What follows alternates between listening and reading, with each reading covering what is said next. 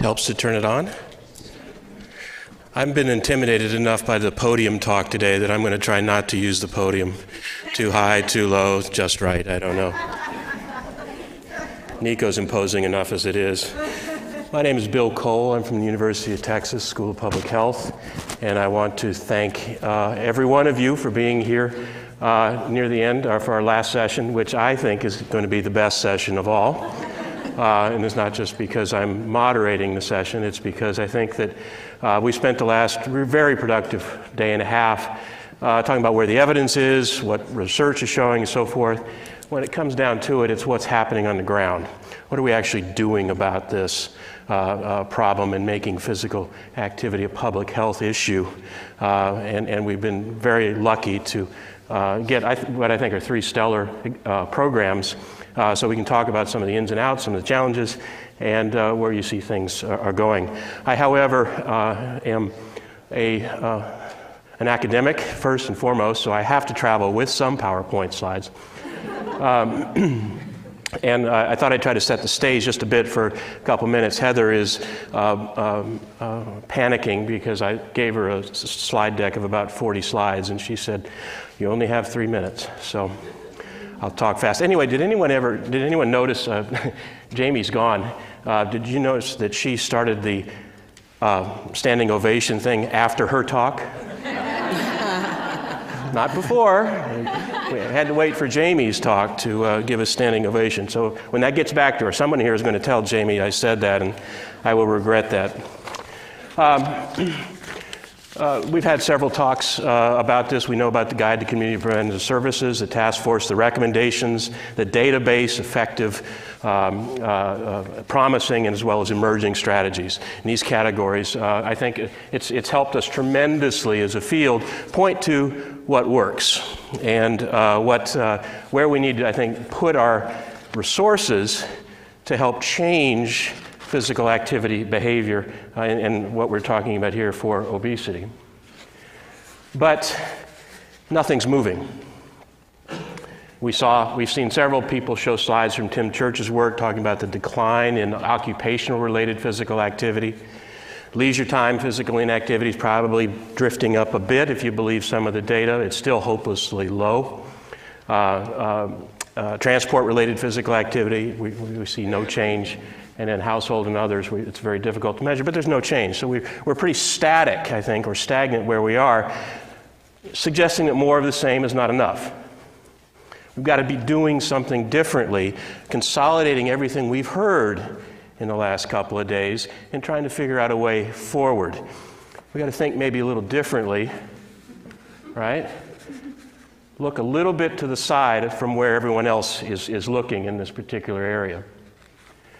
So when I think about interventions, and I'm not a behavioral scientist, Jim and Abby will probably pull me aside after the talk today, but I would prefer in public health to be thinking about programs and systemic changes rather than interventions. Interventions are an individual one-on-one thing. I think we have to be thinking about public health, populations. Where's the upstream that we need to focus on? Are they effective? Is there an effective or is there an efficacious intervention? Well, we've got the Guide to Community Preventive Services. It shows some data in very specific populations, in very specific instances, and programs that work. Terrific. Are they translatable? Can you then take those data and translate them into other scenarios that might be based on these boutique interventions or whatnot? Most importantly, are they scalable? From a public health standpoint, we have to take a look and say, can we move them up? Can we affect more than 3 third-grade classes to change the classroom-based physical activity program? Can we do it in the entire school district or the entire third-grade classes, all third-grade classes in a state or throughout the country or countries? So scalability to me is tremendously important from a public health standpoint. And then finally, can it be sustained? So you get these data, you get some evidence of effectiveness, you try to roll it out, and you maybe get some scalability, and then all of a sudden things disappear. Resources, champions, other kind of things, they disappear. We have this challenge of not changing public health, right? And it's a complex, we heard it's a complex behavior. It's not as easy as saying, go take a walk. This guy's trying to find his way out of dominoes. You push one over, you're done. Except not taking into account the big picture, right? There may be unintended consequences of that small intervention. And so the bottom line, the takeaway for you all who are hanging out here in the last hour for our talk, is I think we have to be moving to systems thinking in this area. Not just a cause and effect, but thinking about the whole system in which people live and work and so forth. Starts above water with the goals, actions, and results. This comes from some business thinking some years ago. Many of us aren't thinking about what's underneath the surface. Competing interests, the actions of others, unintended consequences, things that we have to be thinking about, I think, from a public health standpoint. So here's a kind of a graphic. We got a problem. We maybe apply a behavior change theory to this problem, write a grant, get a nice intervention going. We do that intervention, and we had to change, magic. You publish it, you get tenured, you get promoted, everybody's happy, and we move on to the next grant. Jim Salas has helped us understand over the last 10, 15 years about the important role of the environment.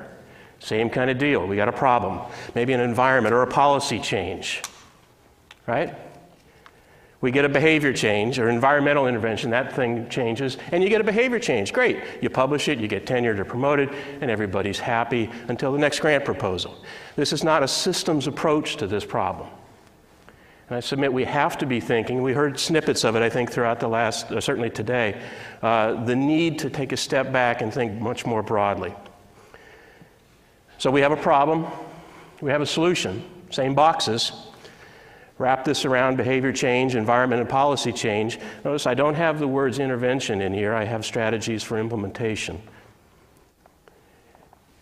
And across sectors, as the National Physical Activity Plan tells us, and other kind of things, where people live, not just in one area or not just in one point in their lives. Thinking about this as a systemic change across education, health, planning, built environment, transport, workplace, and even sports and recreation, right? The center of this becomes the systems variables that we are most, I think, missing oftentimes in why we're not moving this needle. How do people adapt to these interventions? Is there a delay? Most NIH grants go 5 years. If the changes don't happen for another 6 or 7, you show no effect, and people miss that. Got unintended consequences? Are there things that accelerate these changes? Are there things that get in the way? Are there feedback loops where people modify and all of a sudden you have a moving target? Bottom line is I want to argue, and we're going to hear, I think, 3 stellar presentations today, examples of, I think, things that can be not only effective but scalable and sustainable, and provide part of a puzzle, a solution to the puzzle of a systems approach to physical activity. I'm going to introduce our panelists today. Their bios are in your program. Please take a look because they're very impressive, each collectively as well as each individually in terms of what they've been able to do.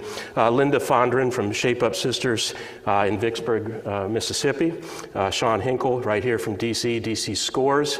And Marissa Molina all the way from San Diego, from the Prevention Research Center, I guess, the Institute of Behavioral and Community Health in San Diego, doing work on the border south of San Diego. So I think we'll go maybe Linda with you first and let you talk about your program and what you would like people to hear.